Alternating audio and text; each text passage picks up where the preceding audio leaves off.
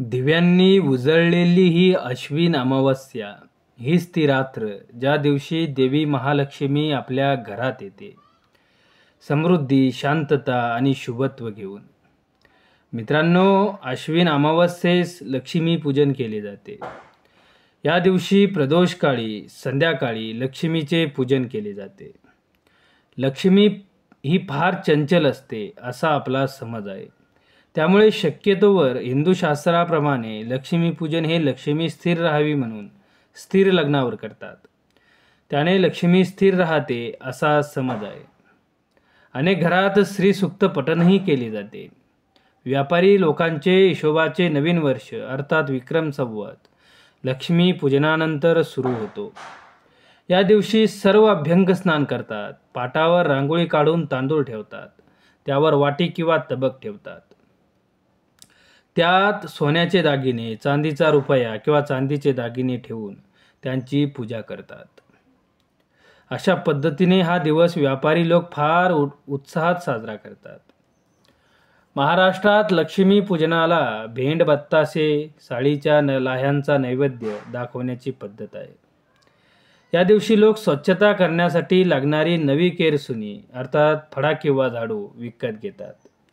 त्या केरसुनीलाच अर्थात झाडूलाच लक्ष्मी मानून तिच्यावर पाणी घालून हळद कुंकू वाहून घरात वापरण्यास सुरुवात करतात. केरसुनीने घर स्वच्छ होऊन घरातील अलक्ष्मी म्हणजेच दारिद्र्य दूर होते असे मानले जाते. प्राचीन काळी या रात्री कुबेर पूजन करण्याची रीत होती. कुबेर हा देवांचा खजिनदार आणि धनसंपत्तीचा स्वामी मानला जातो. मित्रांनो, काही अभ्यासकांनी आपले काही मतं या सणाविषयी मांडली आहेत, ते आपण जाणून घेऊ.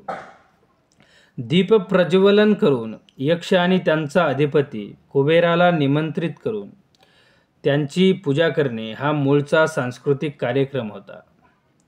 परंतु गुप्त काळात वैष्णव पंथाला राजाश्रय मिळाल्याने आधी कुबेराबरोबरच लक्ष्मीचीही पूजा होऊ लागली. भारतात विविध ठिकाणी झालेल्या उत्खननात कुशाण काळातील अनेक मूर्ती सापडल्या आहेत. आणि ज्या कुशाण काळातील मूर्ती सापडल्या आहेत त्यामध्ये कुबेर आणि लक्ष्मी एकत्र दर्शविले आहेत. काही मूर्तींमध्ये कुबेर त्यांची पत्नी इरितीसह दाखविला आहे. यावरून असे दिसते की प्राचीन काळी कुबेर आणि त्यांची पत्नी इरिती यांची पूजा केली जात असावी.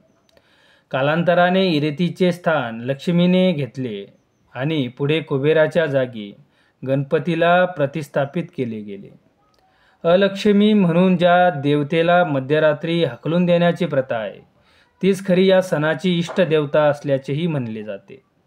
तिला ज्येष्ठा, षष्ठी वा सटवी, निर्ऋती या नावानेही ओळखतात. निर्ऋती ही सिंधू संस्कृतीतील मातृदेवता समजली जाते.